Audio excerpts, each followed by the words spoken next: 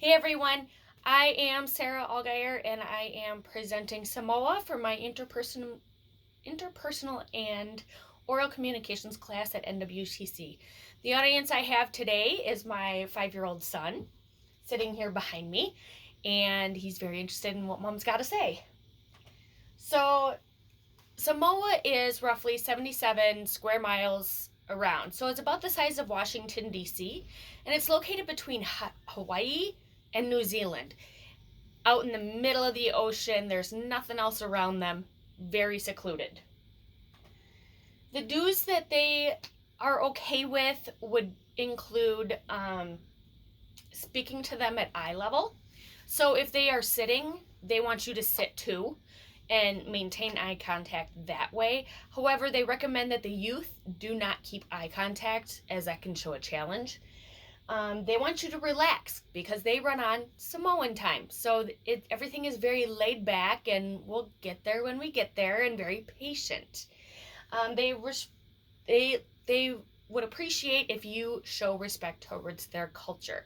But they also want you to keep your skin exposure at a very minimum. So if you're out on the beach, no big deal. But once you come out of the water, they want you to cover up. Some of the taboos are to never speak ill of any of their family or spread any sort of gossip. They are very much against gossip. They find it very rude. They do not want you to sit with your feet pointing at someone.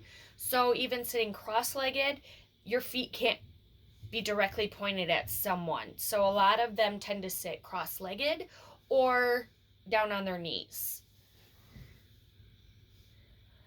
One of their biggest taboos is you do not go against the Matai, their chief. Anything he says goes, and we don't ever disrespect him. All important business is done while sitting, so it's considered rude for you to stand. So if they are having a meeting with the elders and all the elders are sitting, they want you to sit too. They actually consider it very rude even when eating or drinking if you're standing.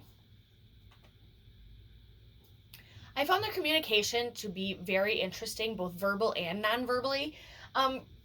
Verbal-wise, they are very polite, very modest, very patient people. They do not encourage any sort of criticism. They want to encourage a person and build them up rather than tear them down. So they use a lot of words like try to do this, or maybe you should work on this. They believe you should be able to laugh at yourself before you can laugh at others, which I find very, very true. Their oral skills are highly praised. Many of them are very skilled at giving public presentations. Non-verbally, PDA or public displays of affection are very frowned upon. Any hugging, kissing, that sort of thing. And hugging and kissing is only with extremely close family members or friends, not with like tourists.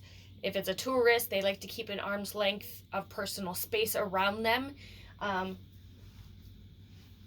Also, pointing is considered very rude. So such as pointing your feet at someone. You're also not allowed to point at a person using your index finger. The 3 main pillars of Samoan culture include the church, their family, and the tribe and village that they're a part of. These 3 things are extremely important to all Samoan people. They rely upon Fa Samoa, which means the Samoan way of life. So it's, once again, like very laid back, very calm. Their shoes are always removed outside. Shoes are never to be worn inside. When the elders are seated, you need to be seated as well. And, of course, to not point your feet at others. The biggest nonverbal that I have found was that they have Samoan tattoos. Obviously, these are very popular with people such as Jason Momoa and The Rock, as they do show their tattoos. Most of the men will get it on their chest and their arms. And a lot of the women will only get it on the bottom portion of their legs because, again, modesty is key. So a lot of their skirts come down below the knee. So anything below that is what they want to show for the tattoos, and along their arms as well. These can usually be very painful. For a long time, they would do the tattoos with bones, sharpened bones.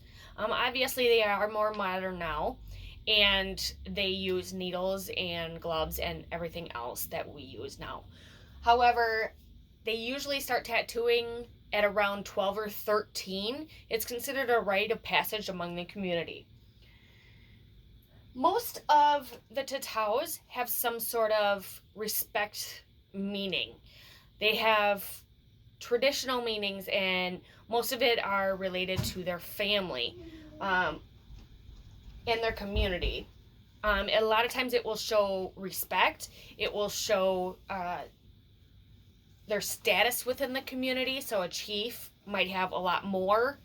And the certain symbols that he would have would show that he is a chief. So some of the tattoo meanings, the triangles respect their family members. So a lot of them tend to have a lot of triangles, so obviously they want to respect their family. Flowers are generally on women and show femininity. The sun means rebirth. It symbolizes leadership and eternal life. A turtle is a hope for a long life and eternal life. Shark teeth show power and protection, and spearheads represent great courage of a warrior. So most of Samoan men have the spearheads and different variations of them. The ocean waves show both life and the loss of, because the ocean can be both beautiful but also can be very dangerous and can take life. So they like to show both of that. And there are my references. It was so great learning about the Samoan culture, and I definitely learned a lot more than I knew before I started. And it was so great giving this presentation, and I hope you enjoyed it. Thank you.